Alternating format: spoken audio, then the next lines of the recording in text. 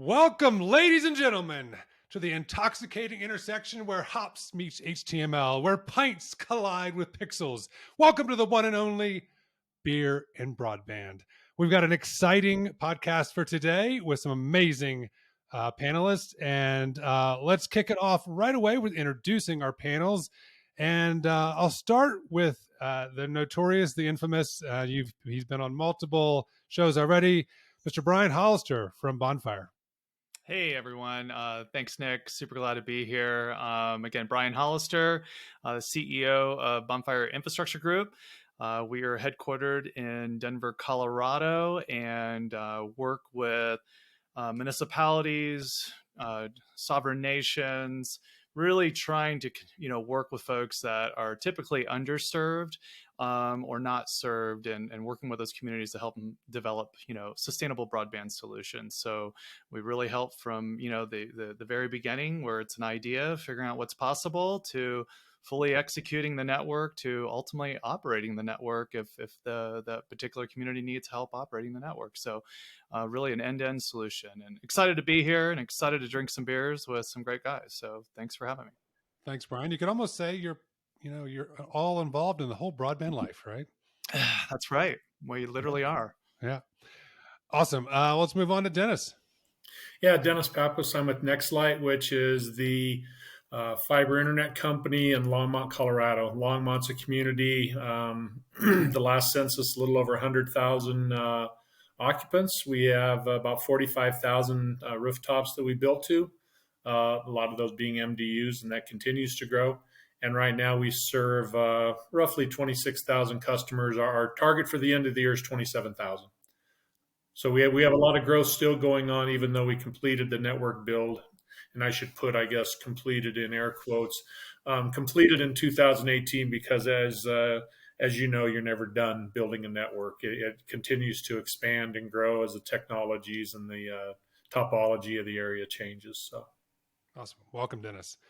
And last but certainly not least, Offir. Hey, Offir Schwartz, Capcon Networks. Hi, everybody. Based here out of Austin, Texas, lovely Austin, Texas. This is my first time being on the show, so thanks for having me, and hopefully I get an intro like Dennis got, and next time I'm on the show, and maybe after the 10th time too. Not drinking beer today, drinking some single malt scotch because my beer tap was empty when I went to go pour it. So, but I'm the CEO of Capcon Networks. We are a connectivity solution provider for rural broadband operators. So we help bring connectivity to some really, really hard to reach places for some communities that really, really need high-speed internet. That's what we do in a nutshell. And yeah, looking forward to exploring what we can learn today. Awesome. Well, gentlemen, thank you so much. Obviously, as we've talked about prior to this, the theme of today is really around how to get and stay lit with the best broadband networks for your community. Obviously, pun intended. So since we are talking about getting lit, why don't we share? Yeah, Offir actually talked about his scotch, but what are you guys drinking today? I got personally, I'm local, going with the Colorado Upslope Lager. How about you guys? I've got a little Montucky going as my first beer, and then I'll go to the old usual is the Silver Bullet. It's up next. yeah. I am old and local with Banquet. No. Old, emphasis on old. So, well, as it was brought up previously, several of us have been around in this industry for long enough to know when a T1 was considered fast. And obviously, we're a long way from that. So let's go ahead and kick it off. One of the things that we really want to get into, especially with your guys' experience in the network, is really understanding behind the scenes and understanding, when you build a network for a community, a lot of people assume that it's just about laying fiber. It's just about, getting that connectivity to the households, which is obviously super, super critical. But I think sometimes people forget about what's also affecting the broadband network. So I guess maybe let's start by asking, what do you guys see as some of the back end and the sausage making of things that really do impact the efficacy of a broadband network when you're considering building, or even, as Dennis is talking about now, expanding a network? Well, I think it's critical that you need to have a network that's resilient. I mean, you need to be able to survive incidents which could isolate part of your network. And that just doesn't include your kind of the transport network, the stuff to get to the cloud. It really is kind of that local loop also. We have 7 nodes that we've built in Longmont, and we have each of those with diverse paths, so that if we take a cut on one side of the hut, we don't lose the entire hut. We're just deploying ROADM right now, so we're expanding. We're going to have 400 gig capabilities between each of those locations, and then we're working with the network operations folks to get up to a terabyte of capacity between each of those huts in the future. And that's what I think our customers. And I'll give you a perfect example, right? We just had Costco open up in Longmont, and they were going to get their main service from Lumen, and they were going to get another service from, I believe, T-Mobile. Well, T-Mobile was going to lease capacity from Lumen to get into the building. So their hope of having a diverse path into Costco, we said, wait a minute, you want diversity into your building for all your point of sale devices? We can give you a path separation to get into the building. They said, how quickly can you do it? We said 4 days. We pulled fiber into them. The other companies could not provide service that quick, so they had a grand opening based solely on Nextlight service. And now we're their backup going into that location because we have diversity into that building. Dennis, I think that's so important, because I think the average person doesn't really understand how all the carriers work with each other, right? And it's like, oh, well, I'm calling this carrier and I'm calling this carrier and I'm getting 2 quotes, and of course the quotes could be very different in price and cost, and it's really hard even to know the questions to ask. That, well, is it your fiber? Because even they, and even if you say that, they could still say yes, but they could be, it could be technically an asset, but an IRU that they're getting from another carrier, which is not a bad thing. But when you're trying to think about resiliency, the devil's in the details, right?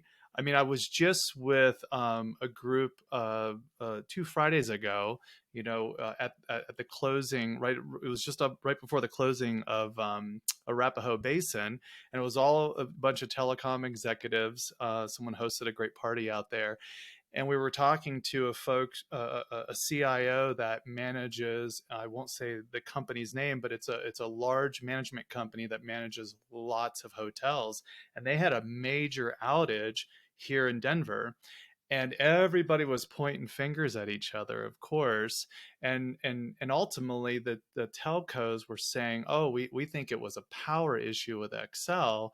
The CIO is like, I don't understand, because we have power generation backup, all these different things. And it ended up being exactly what you're talking about. Both of the carriers were riding the same path and the same fiber. So it was exactly what you just said. And it was a major hotel in downtown Denver.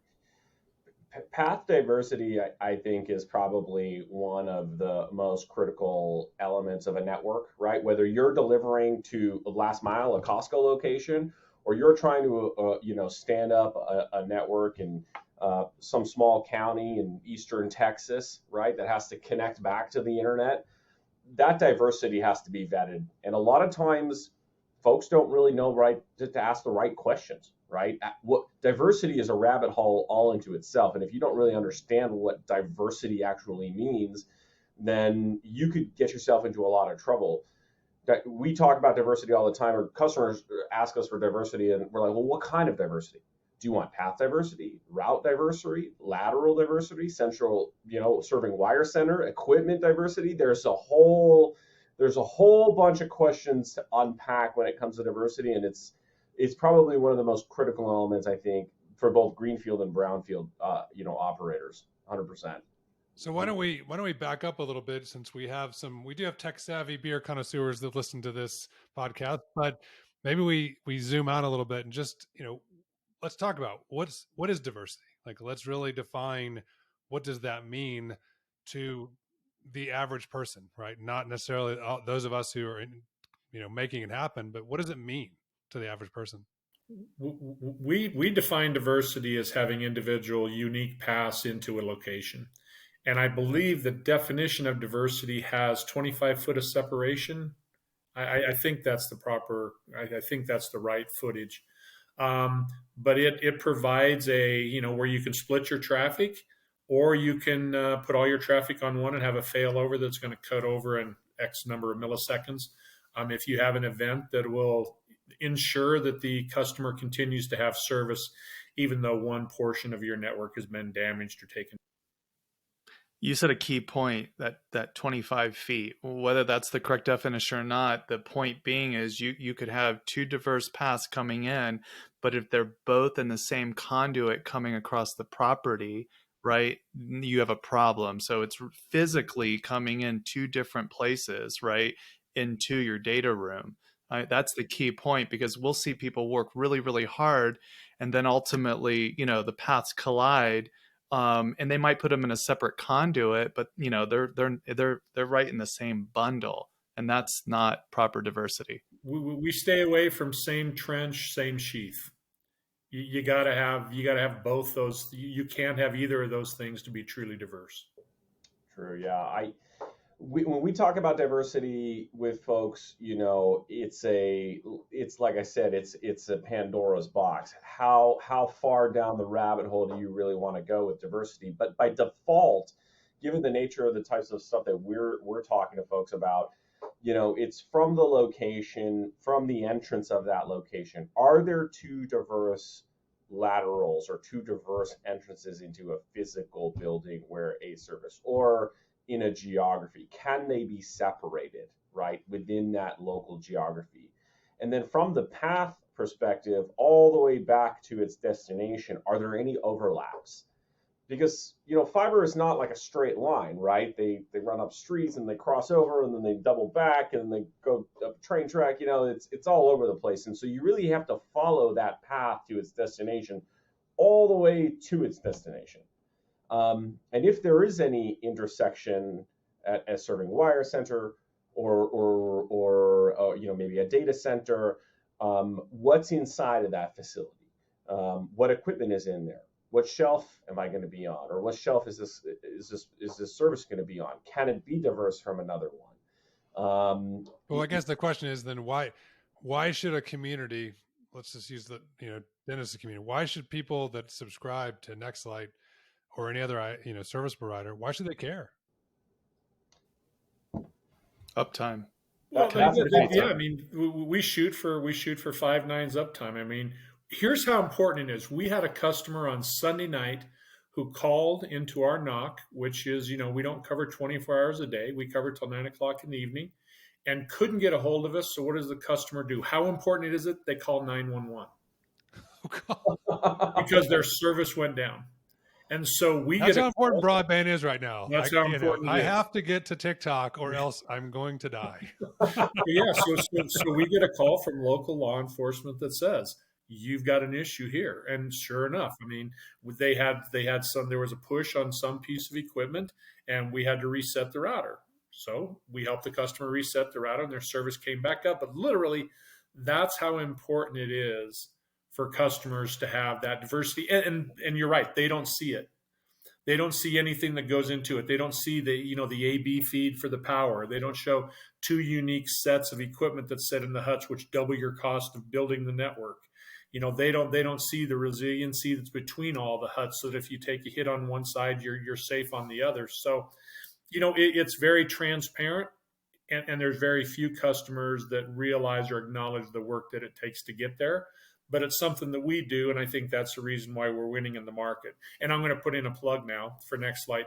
I don't know if you saw it, but the Reader's Choice Award in PC Magazine was we're the #1 internet provider in the U.S. Woo! All right. And we ranked from a customer satisfaction. Yeah, cheers to that. Cheers. From a customer satisfaction, we are 9.9 out of 10.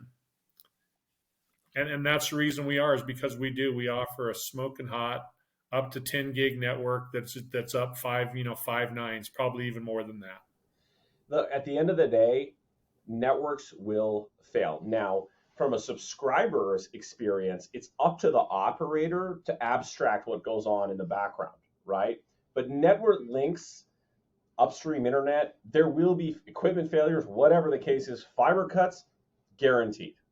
Guaranteed. And just having a primary and a backup isn't enough in today's post-COVID work from home. People are desperate and relying on their livelihoods to work from home, work remotely. Networks need to stay up, and that's why I think diversity is probably the number one most critical element of deploying a network. Planning for diversity. I totally agree, Offir, but I think the challenge is when we work with a lot of these smaller municipalities that are trying to solve the problem, right? There's so much focus on, of course, the cost of the build out, and then of course some of them we might not have anywhere to start because there's no middle mile, right, to even get there. So I mean, what would you guys say, for some of these smaller municipalities that are, going to take the leap, figure out how to try to go after beads, solve the problem? If they don't have backhaul or they've only got one provider there, I mean, what are their options? I mean, are they out of luck? I mean, is it? I've never been confronted with a case where there was always only one provider. I've never been confronted with that. There's always another option, whether it be a neighboring community or a boundary mid-fiber splice meet or something. There's something out there typically. Is it going to be cost effective the first go around? Perhaps not, right? Because there's a lot of uplift in network that has to occur to bring that diversity. But over time, it gets better, right? Especially as people see people investing in those areas, it tends to draw other fish to the pond. So that's what I've experienced, having worked with rural broadband operators for who knows how long. I don't want to date myself anymore, so we'll just stop there.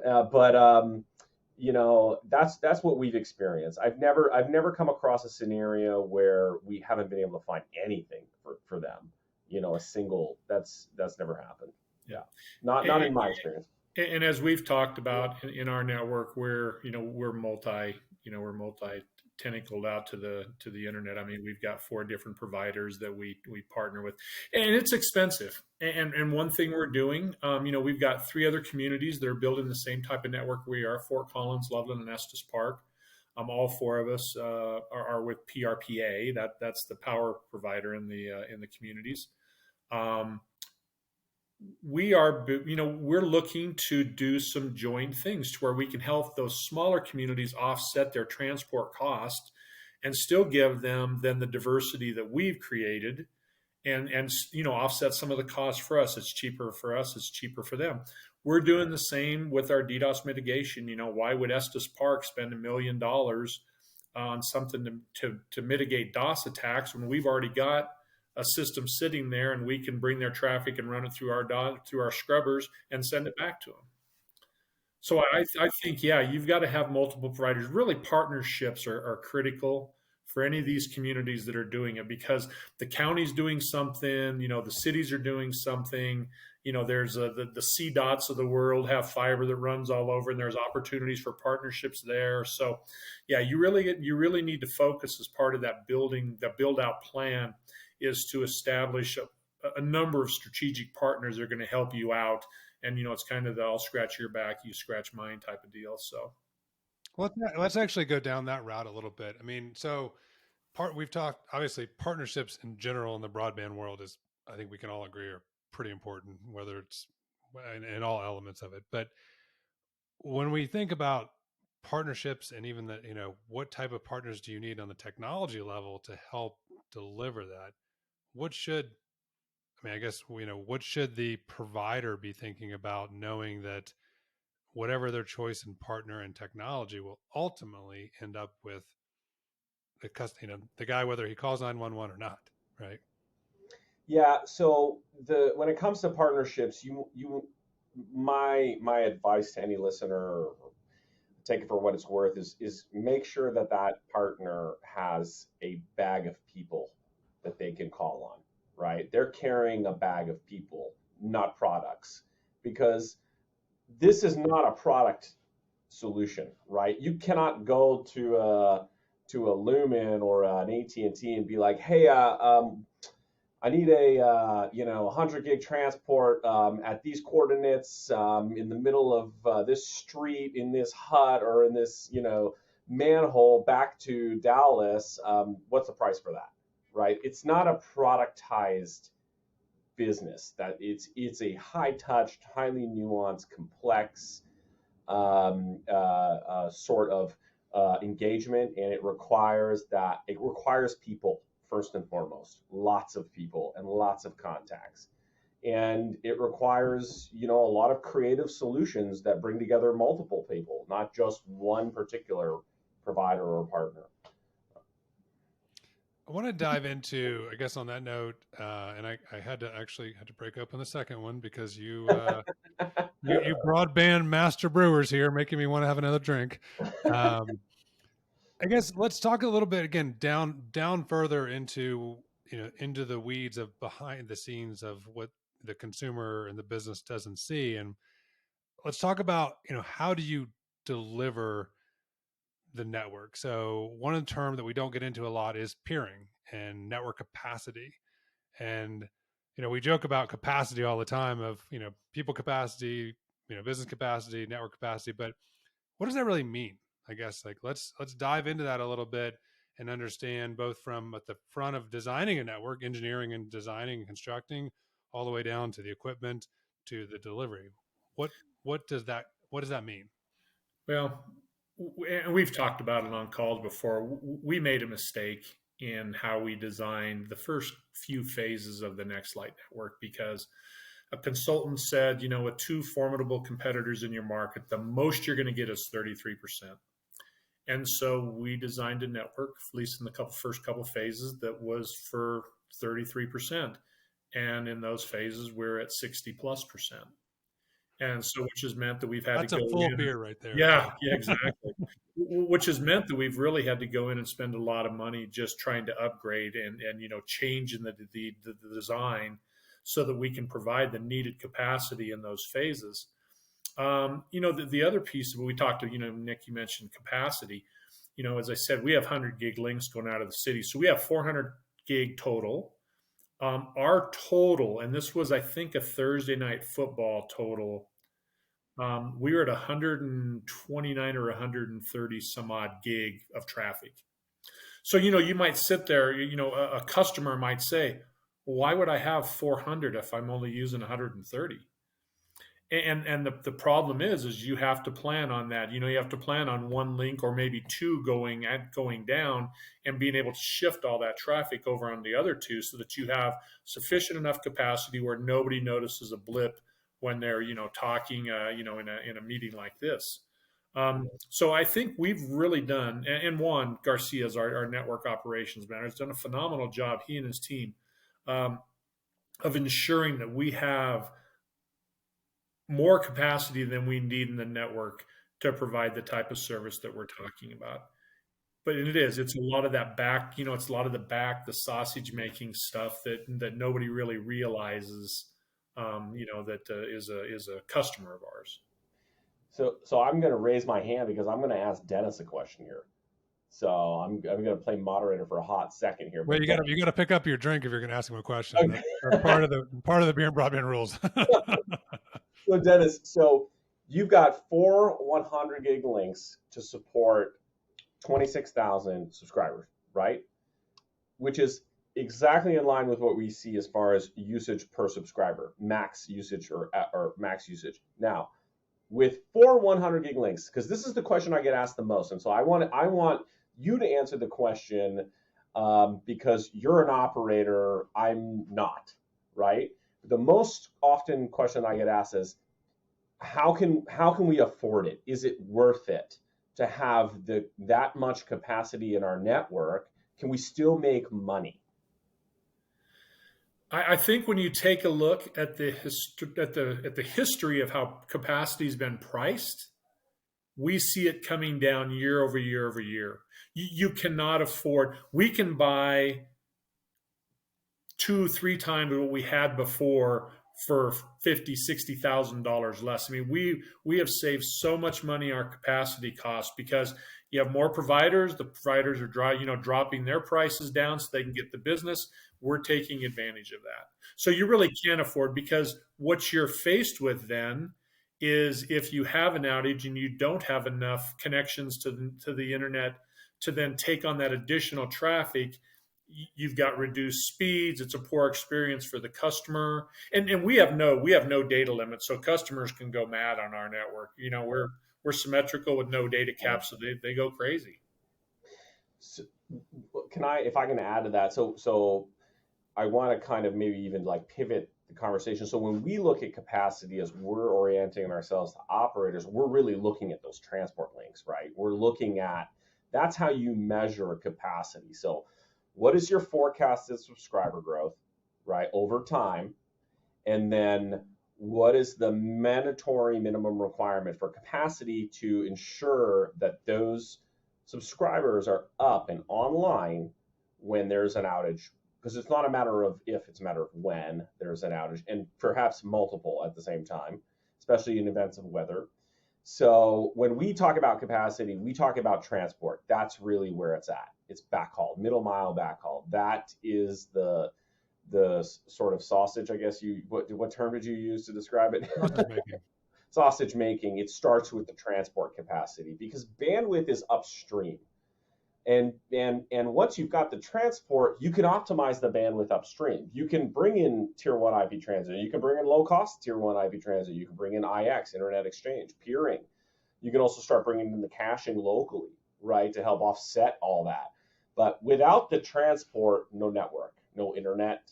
So Offir, not to interrupt you, but Yeah. we have a lot of listeners that, again, mixed bag of people that know the business, don't know. A lot of people want to they listen because they want to understand how this works. So let's zoom out. Like, what are the transport links? What does that mean? How does that work? So we're talking about 100 gig, 10 gig. They're optical transport links typically. They can also be done in layer 2 using Ethernet, right? The technology does matter. A wavelength over Ethernet, optical ports, less expensive. Ethernet ports, a little bit more expensive.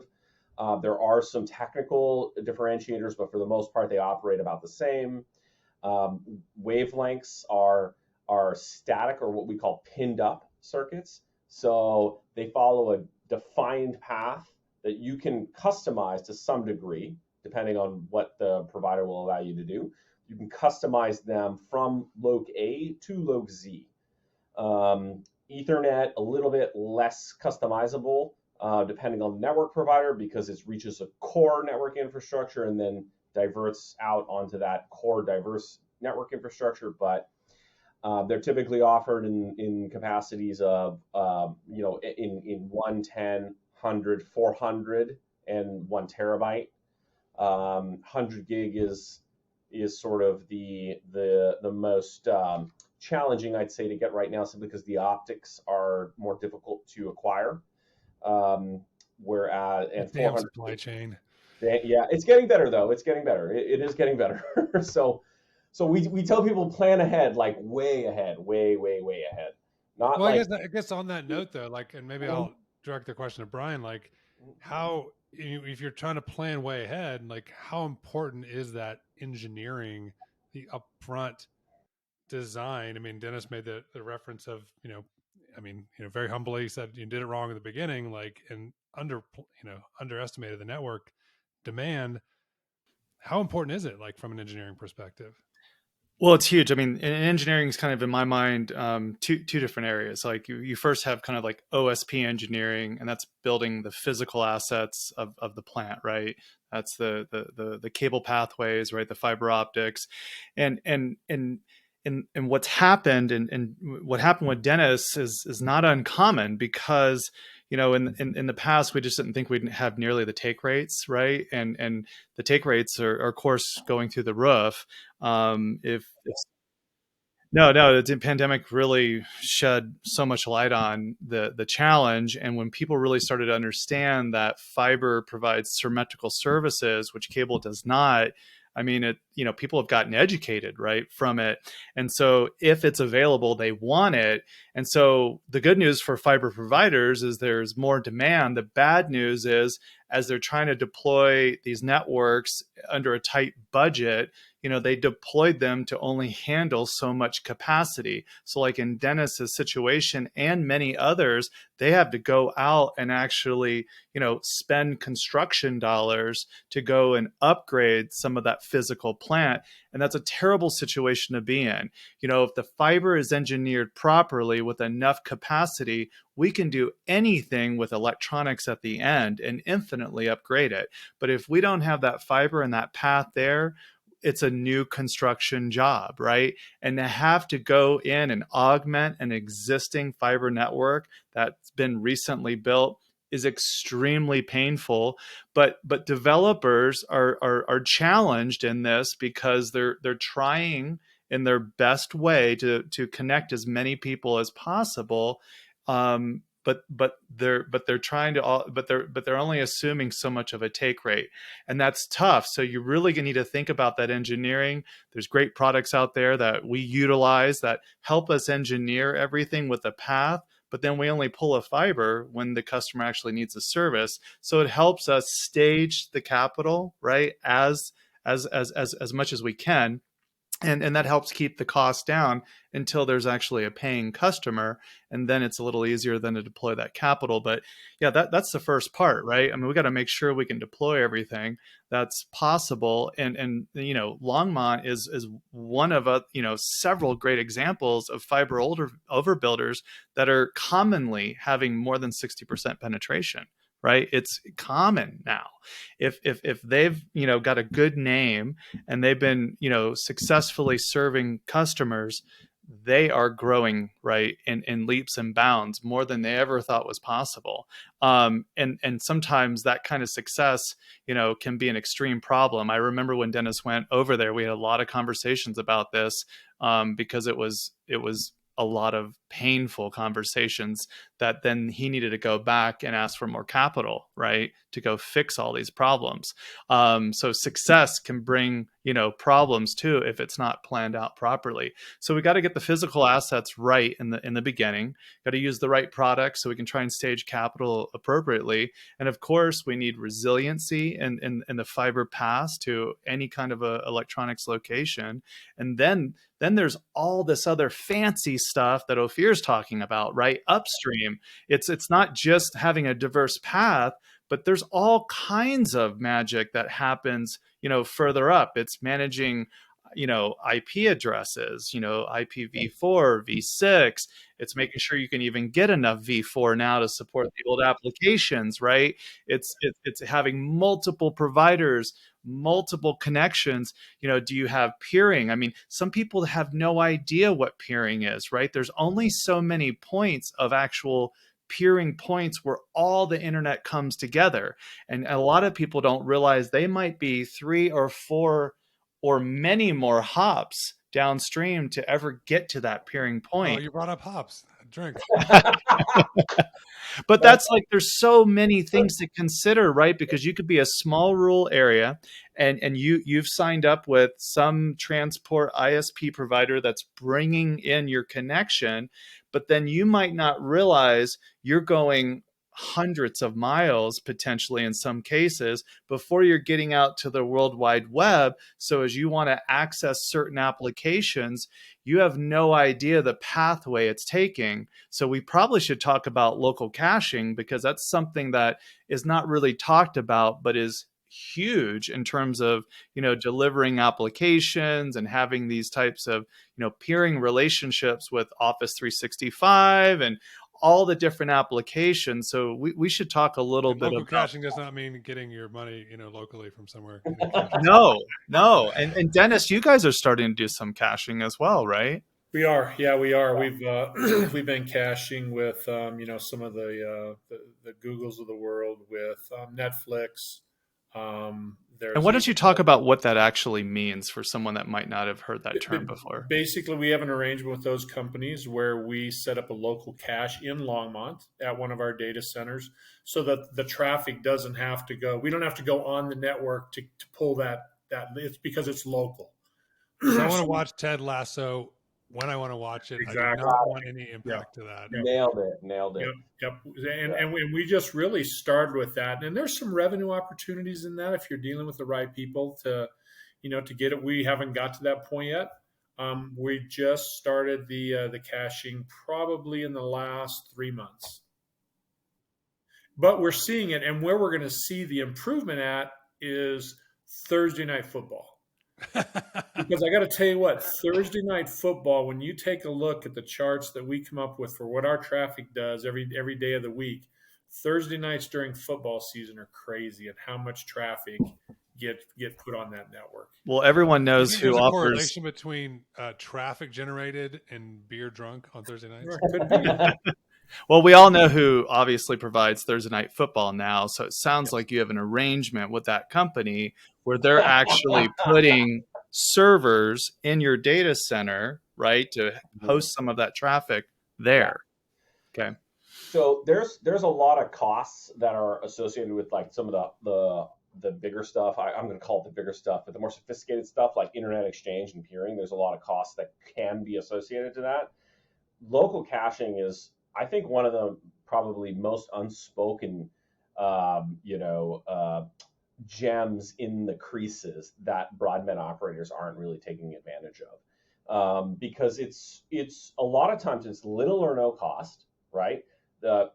Almost everyone offers it: Google, Apple, Akamai, and they'll do it at little to no cost to the operator. And the level of increase that an operator can get that ultimately results in a better subscriber experience is significant. It's not a silver bullet, right? But it's probably. You're not talking about Coors Light, right? Okay. No. We're not talking about Coors. You got as many silver bullets as you want, but but it's definitely one of the more low-hanging fruit that broadband operators should really consider. And there's even some third-party caching services, if you're not familiar with them, like Quilt, that are essentially like middle ground between Google Cache or Apple Cache or Akamai and Internet Exchange, where they aggregate the content of the Netflix and the Hulu. So all the really high demand content gets cached locally, doesn't have to traverse my expensive transport links and up to the content provider servers, stays local right there. So are you saying Quilt was the first one that we went with? So we've got an arrangement with Quilt. With Quilt, yeah. Okay. Yeah, there you go. So there you go. Yeah. Mm-hmm. So yeah. And then how does that model work? I mean, so like Offir, you're saying in a lot of cases, those folks who are providing a service to end users, it's in their benefit to work with you to cache locally if possible. So it's not really a huge expense, except for obviously physical rack space, power, etc., that you're bringing to the table. But you're saying that they will put their hardware lots of times in your data center because they want to make sure they're providing a great service, right? If you have enough, absolutely. So in the case of Quilt, just to use them as an example, they will sell you hardware, right? That you then install in your data center. And then every time somebody requests Ted Lasso, right, their algorithm essentially picks up on that high demand request and downloads the content and then distributes it locally because the server is local inside your facility, right? So it doesn't have to traverse your transport links up to the major gateways to grab that content. It's all right there, local. So you're not paying for that traffic across those transport links. You're not paying it for that traffic to go across your transit, which is the major internet providers, right? You're not paying for that to go across those guys either. And it provides a better user experience. You're talking about 0 hops, basically. I mean, you're talking about like 1 hop to get to the content that they want. It's a good logger if it's got no hops in it. So yeah. we might have to do another podcast around hops and like. No, but I think that's really key for folks to understand because, as the cord has been cut in a lot of cases for television, every time someone is watching something that's on demand, that's an individual stream for every single person. Live TV, sometimes can work obviously different, but not in today's world. It's everyone's kind of, nailing up a connection, which becomes a major bandwidth hog, right? Because it's real time. It needs to be great. If there's any issues, the user sees it. And then unfortunately, lots of times with over the top TV, the first person they're calling is who, Dennis? You, right? 911. Or 911 in his case, if he doesn't pick the phone up. But this is, I think, the challenge for some of these smaller rural providers who are new to this, and these, this is a really good conversation, I think, for those folks to really understand that there's ways to solve these issues, but these are the other things upstream in the sausage making factory. Once we design a great network physically, that have to be figured out and have to be thought through, because immediately everyone's going to be starting to do over the top, TV, right? I mean, MLB.com better work for my wife. I just know that. I mean, you're dang right. And we talked about the cost savings on the transport side, but there's other opportunities too. I mean, and so I'm going to come out of that transport world for just a little bit. We've deployed XGS in the network that we've done now. And basically, when I first got on board, I was really interested in how much it cost us to provide service to an SFU or an MDU, a single family unit, multi-dwelling unit. And everybody was telling me, this one's $450 and this one's $550. And I said, well, does that include the port cost? Does that include the cost of the HUD also? And they're like, well, no, we didn't figure that one into it. So, we started with the phase 7 that we built was brand new. We really made an effort to capture all the costs, the HUD itself, all the electronics, the power built into it and everything. And we were setting, at probably $350, $400 a port. Well, that's a 1x32 split. Well, we tried 1x64 split, which drove the cost down. Then we're a 1x128 split. And now we have an apartment complex where we're doing a 1x256 split. So now you've taken that port cost and you've reduced it down probably less than $100 by doing that. You get better utilization of the network. And you also have to look at that from a cost containment standpoint and continue to drive that cost down. Yeah. More upstream, right? So when you're looking at costs for transiting traffic, so in the internet industry or the internet world, for listeners out there that might not be familiar with this, we talk about backhaul as transport and we talk about internet as transit. And so the costs to establish peering, which is effectively the direct handoff of traffic to its destination rather than transiting it through an internet provider, is exponentially less on a per meg basis than just spending money on internet access, essentially, right?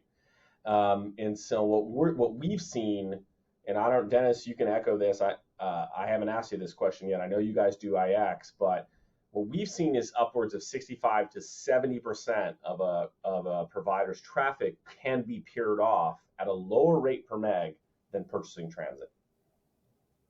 Curious what your ratios are like. I'm trying to think. A smart person once said that they were a mile wide and an inch deep, and I think when it comes to that's where I'm at. I would really have to consult with Juan to figure out what that was. If he told you, he'd have to kill you. Yeah.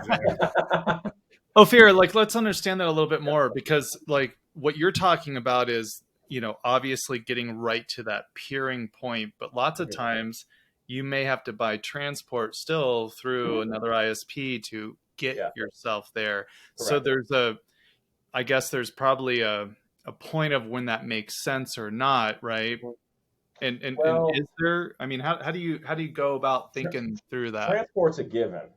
there's no network that operates without that transport, right? So you're going to have to pay for that. And yes, getting a good deal on that is also very, very helpful, right? But once you get to those major peering gateways, so once you're at the destination of those transport links, that's where there's the optimization, right? That's where you want to optimize for the two sides, what we call the two sides of the internet, which is I think it's a concept. Dark side and the light side.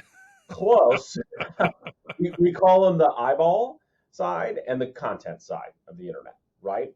They both want to talk to each other, but there's a barrier in between them. And that barrier a lot of the times is simply just geography and distance, right? And so what they need in order to bridge that barrier are they need transit providers. They need the AT&Ts and the Lumens and the major fiber asset holders that own this middle mile backhaul infrastructure throughout the country to bridge the gap, right? And so what IX does, it effectively bypasses them.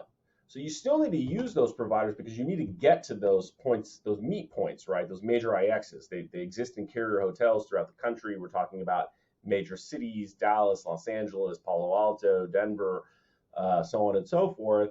But what IX does is that once you've gotten there, you can now bypass them. You can go directly to the Netflix and the Disneys and the list of content providers that are on the content side of the internet are extensive. They go beyond just video streaming too. We're talking about CDNs. We're talking about online learning platforms, IP telephony platforms, on and on and on. They all participate in IXs because they themselves also have to pay the IP transit providers in order to reach their customers, which are eyeball network operators. And so the IX circumvents all of that. It removes that, and they install like a middle layer, an interconnectivity fabric per se, that is as close to settlement free as one could possibly imagine. What settlement free means is that you don't pay each other to pass traffic across your network. You just pay a fixed fee for the capacity to or the ability to pass traffic across each other's networks. And once that agreement is in place vis-a-vis the IX, off you go. Pass as much traffic to your routes and you vice versa to yours. Yeah. So is that really then paying, the data center, IX provider that's at that particular exchange for a cross connect to one of those content providers? It does. Yeah, absolutely. So there's a tool online. It's a publicly available tool. It's called PeeringDB. So if any of the listeners are not familiar with it, I highly recommend it. It's an amazing database and search repository for finding those IXs, right, that they can connect to and have visibility into seeing who's a member, who's in there, right? And what's the name of it again? Can you repeat that? Peering, Peering, DB database. Got it. He almost slipped because he's had his scotch there. So I've had a few, yeah. I gotta have a snack. So yeah, you can. Again, it's totally free tool, and you can just search by city. You can search by destination, so Netflix or Disney or whatever. You can search by name of company. It's a very robust search platform, and it'll tell you physically. Oh yeah, Netflix, they're in Chicago, Dallas, Atlanta, so on and so forth. And here's their peering policy, and here's the IXs they're in. Well, and this will obviously date this episode, but as the Indy 500 was recent, I'm going to make the analogy here. I'd like to ask you guys each, part of what we want to do is educate, right? So I'd like to, your perspective on what are the maybe top 3 strategies that a community, a service provider, should really think about when, thinking about literally, all the eyeballs, right? All the people involved, from building a high quality network, understanding the data is continually going to intensify. What should they be thinking about, from the, again, all from, you said the eyeballs to what was the eyeballs to content providers, eyeballs to content provider, but right. There's those pieces, there's the infrastructure. I guess let's, give your perspective on what should be the things to think about. And I referenced Indy because, in a race, Indy 500, if you guys watched it, there's obviously the pit crew, there's the tires, there's the engine, there's the driver. The driver alone does not win a race, right? There's all the things that go in. There's a lot of math. There's a lot of science. There's a lot of things that happen. So what's the advice that you guys would give? Dennis, you've been there, done that. Offir, you work with a lot of people. Brian, you obviously work with tons and tons of communities. What's the advice we should be giving, thinking about this moving forward? My advice is don't be selfish. And I say that because when you build in a municipality, right, there's others that are going to want to use your network. And I'm going to that smart cities thing, right? PD has a certain need, water has a certain need, power and power wants to do AMI so they don't have to have meter readers anymore. So you really have to approach it from a standpoint of just not, okay, we're going to provide broadband to this community, these customers. It has to be, okay, how can I partner with the other entities in the city to where they benefit from using that network also?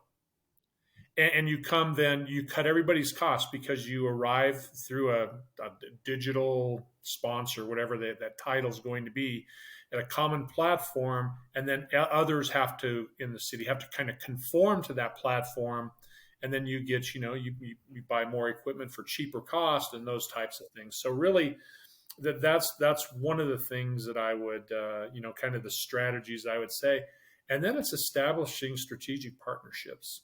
You got to have those in the community that are your backers. We have a great partnership with St. Vrain Valley School District, and it resulted in us standing up a private LTE network. And we built that LTE network around the city. We serve probably close to 50% of the students that are on the free and reduced lunch program, and they get free internet service through that. For some reason, they're not using our fiber, even though we had fiber running past probably 85% of those homes. But because of the transitory nature of those students, now they just have a jetpack and they can jump on the network in the park or at grandma's house or at their mom's house or wherever it is. Kids don't like fiber, Dennis. I mean, kids do not like fiber. They don't like they like carbs. They don't like fiber. Yep. So I guess those are my two. Establish the partnerships and don't be selfish. That's great advice. Brian, Offir? Brian, I can jump in. Sure, yeah, no, I would say my three would be plan ahead. That would be the first thing. Plan way ahead. Whatever you're anticipating, it will take. You should probably double that or bring it in by plan way ahead. Even though things are getting better when it comes to deploying networks, there's still quite a bit of supply chain backlog. So, and the thing is about these networks is that you may have everything lined up, but it's just this one little optical component that you need, and that's not available for 6 months. So plan way ahead. Forecast capacity, I would say over forecast your capacity. Take rates are much higher than I think a lot of people guesstimate they're going to be. And so I would definitely forecast above what you believe your capacity requirements are going to be. And then last but not least, especially if this is a greenfield rural broadband deployment, is expect the unexpected. So we've seen this time and time again with municipalities or any type of entity that has ventured into rural broadband for the first time. They never expected the center of gravity they were going to create when they planned for this network.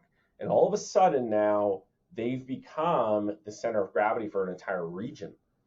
Not just their county, but several counties surrounding them are relying on them because they now are venturing into rural broadband because they've seen the success, and you've now become the center of gravity for that entire region. So expect the unexpected.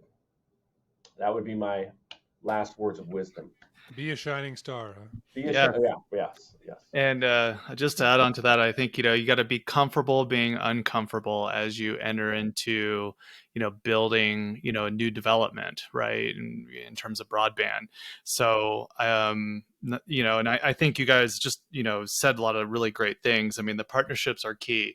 The partnerships are multifaceted, though. There's partnerships on, developing the network, operating the network, electronics, fiber optics, conduit, the engineering, the construction.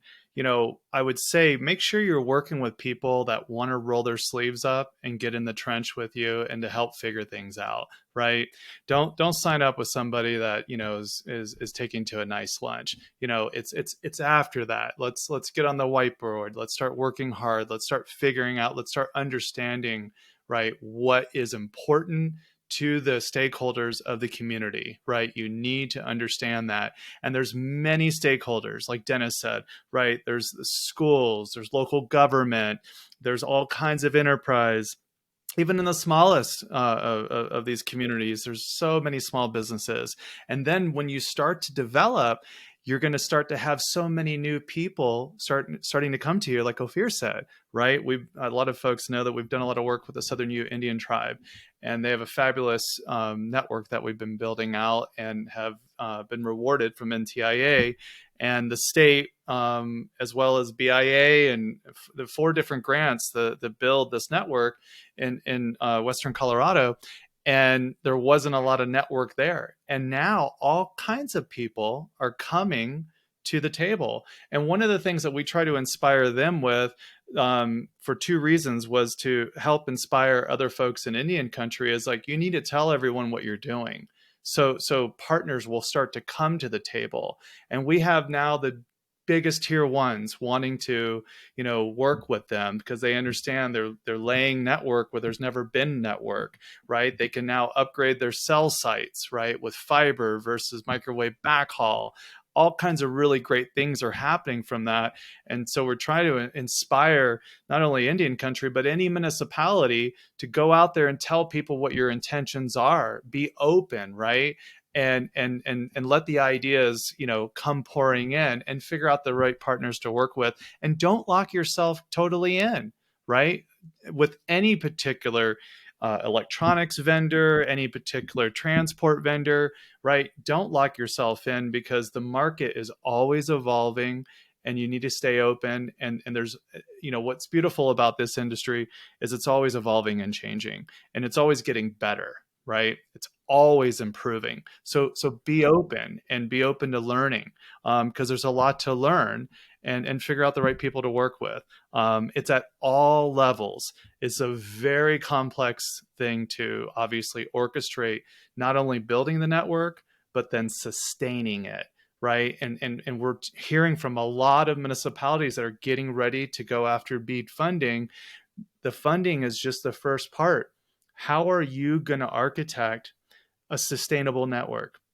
Because the thing that can go really, really wrong is, the old saying, a 1,000 data boys gets erased with one oh crap moment, right? Right. And that's exactly why Dennis has 400 gig coming into the network, because 2 of those circuits could easily go down. Something could happen, and no one's going to care about it, except they're going to be aggravated and upset at the ISP.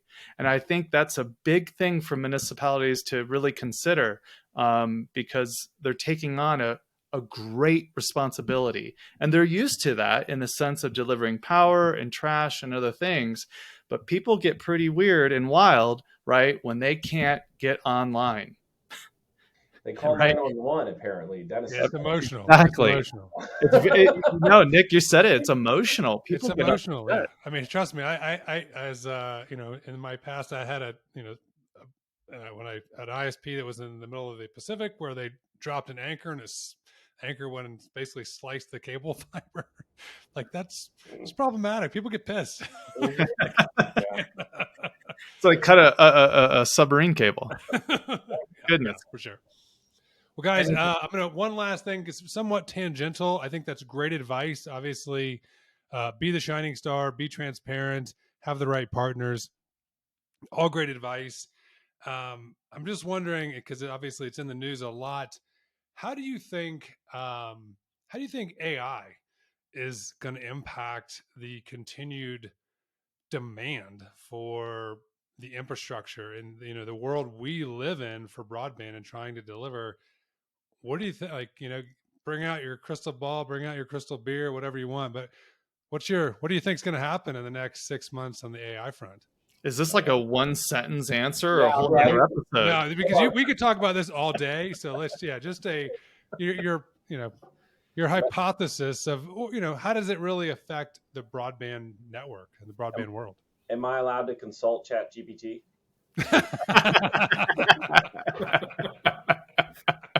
Touche. That was good. That was good. That was good. Okay, I'll defer to somebody else to answer first. I mean, the simple answer is it's going to drive more bandwidth usage, right? I mean, we're already seeing, right, chipset sales, right, are going up, right? NVIDIA, right? It's like we always know so far, right, that is it Moore's law? I always there's two different laws I get always flip flop. Not Murphy's law. Not Murphy's, but capacity or the usage, continues, right, to exponentially grow. I mean, I think it almost doubles like every couple of years, right? Something like that. And this is just yet that new application that's going to continue to push that. And every single business out there is going to be affected by AI. Every business, every school, everything is going to be affected, like it or not. It's going to be amazing in terms of the enhancements it's going to provide. And of course, we're all a little nervous and scared about also Skynet. what can come from it, right? Exactly. So, but no matter what, it's going to bring a ton, more usage across the network. More and more people are using it. It's already the most adopted, signed up application ever, right? The fastest growing. It was like, 100 million users in 45 days or something. So just going to bring more bandwidth, and we need to be ready for it. I'm usually wrong about these things, so I'm just going to throw it out there, knowing full well that 9 out of 10 times I'm wrong. But I mean, I use AI. I love it. More bandwidth, 100%. But I actually think there's other technologies ahead of AI that actually rural broadband operators should probably be planning for now.